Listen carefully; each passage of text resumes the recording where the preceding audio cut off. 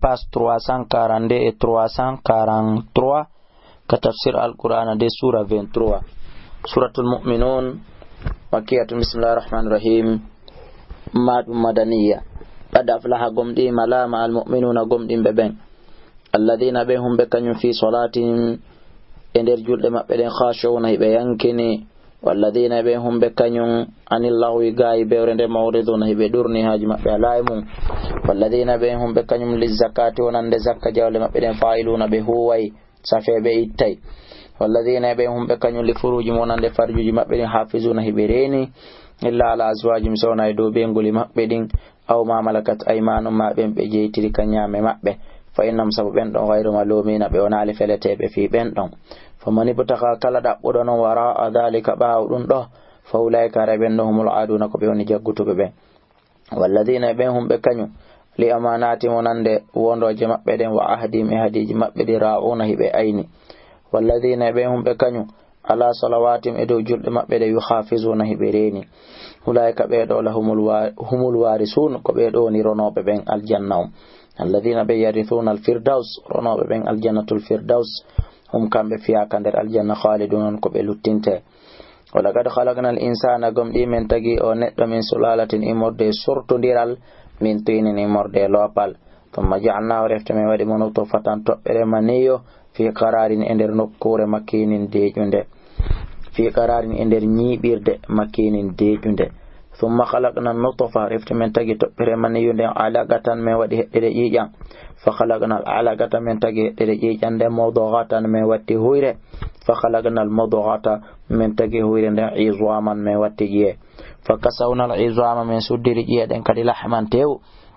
ثم أنشأناه رفت من تجتي مكدي كان كنت دون خلقا آخر اتقوا بسبوين دون فتبارك الله أودو الله جمعي أحسن الخالقين مؤجو تقوى ثم إنكم رفت أنه بعد ذلك بعضون دون فوق دي لما يتون كما يوبي أنلو تتاورو دي ثم إنكم رفت أنه يوم القيامة يند دارنغال كدسي أماي أنغيني تبعثون كدكم من تنتابه ولقد خلقناكم دي من تجي فوقكم سنغو دومو سبع طرائق جيدي دي هيبوندير دي وما كنا ميونا لأن الخلق غاية تغنغل غافلين كم يولسنديبه ويلتين وأنزلنا من جبين من السماء ميتي كسمها أنديا بقدر سبو إبور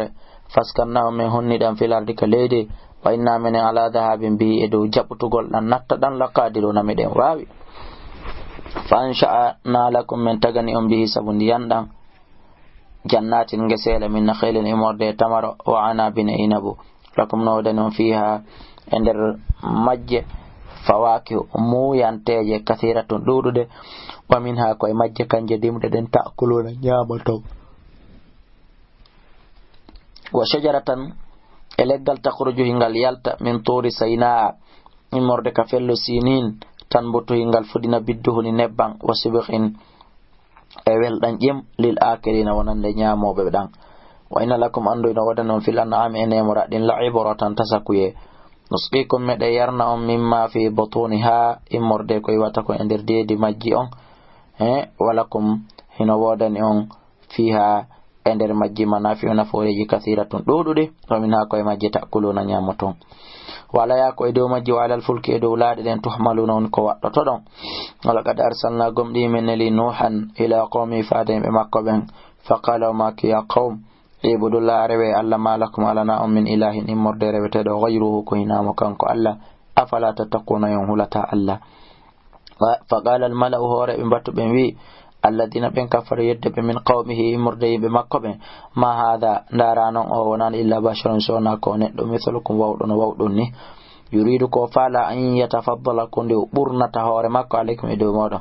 walaw sha Allah sallallahu alaihi wasallam lanz neldene laado lanzala jeppina na malaikatan malaikabe ma samina e pimena menaniral bi hada ko oni wolude fi abaina al-awwalina babirabe amen aditi ben haande menaniral goddo dum do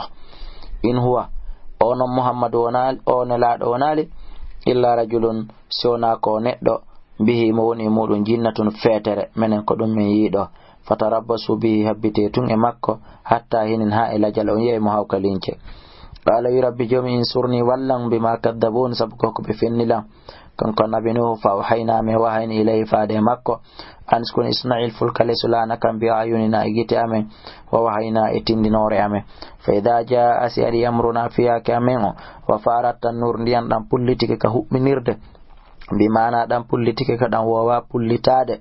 fasuluko arayna do fiya der lana kan min kulli zawjayn min kullin imode kala peji din zawjayn ithmaini noneji didi wa halaka e be ngole manden illa man sabaga sona mu aditi alayhi idum alqawlu kongol lettengol minhum e mabbe e kadino wala tu khatibini wa